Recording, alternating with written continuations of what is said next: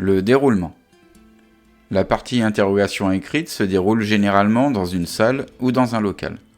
C'est une banque de 200 questions, réparties sur 20 fiches. L'inspecteur va vous demander de tirer au sort une fiche parmi les 20. Vous disposez de 6 minutes maximum pour répondre aux 10 questions posées. La fiche est individuelle, mais elle peut être organisée collectivement selon le matériel. La notation. Sur les 10 questions, si vous avez 9 ou 10 bonnes réponses, vous aurez 3 points. 7 à 8 bonnes réponses, vous aurez 2 points. 6 bonnes réponses, vous aurez 1 point. 5 bonnes réponses, 0 point. Et moins de 5 bonnes réponses, ça sera la note éliminatoire. Fiche écrite numéro 9. Question numéro 1. En cas d'accident, dans lequel votre véhicule est en cause, les forces de l'ordre peuvent-elles imprimer le ticket qui correspond à la journée en cours ?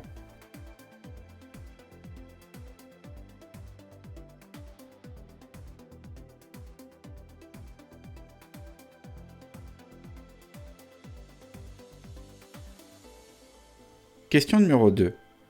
Après l'obtention du permis CE, un conducteur possédant le permis C et travaillant déjà dans une entreprise de transport doit-il suivre une formation complémentaire avant de conduire un véhicule articulé ?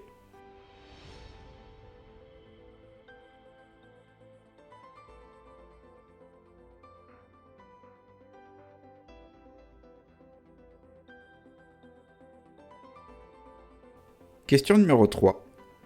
En double équipage, le temps passé sur la couchette d'un véhicule en circulation est-il considéré comme un repos journalier ?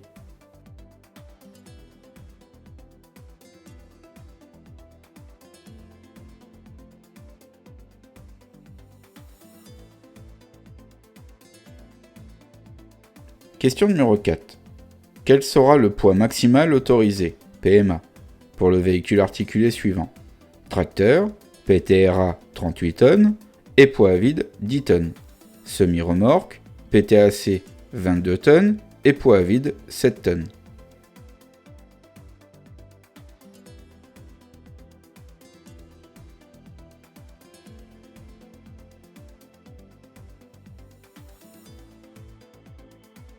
Question numéro 5.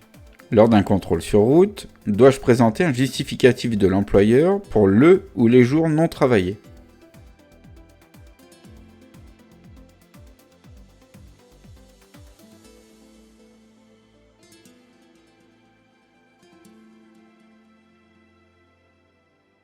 Question numéro 6. Le circuit d'alimentation d'un moteur diesel se compose, entre autres éléments, de 2 pompes. L'une est dite pompe d'injection haute pression, l'autre est dite pompe.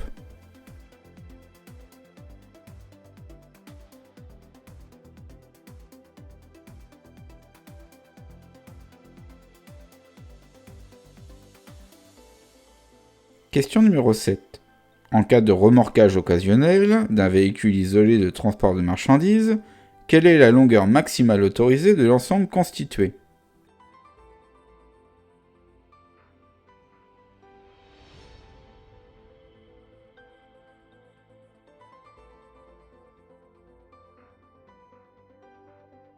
Question numéro 8.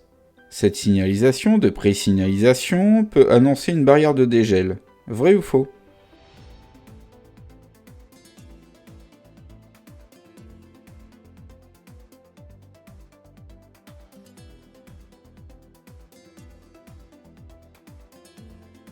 Question numéro 9.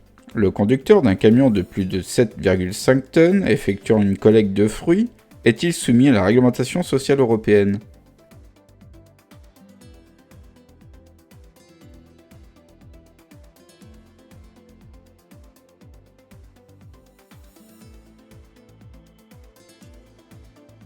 Question numéro 10. Le principal avantage du système de freinage anti-bloquant est-il de réduire les distances de freinage ?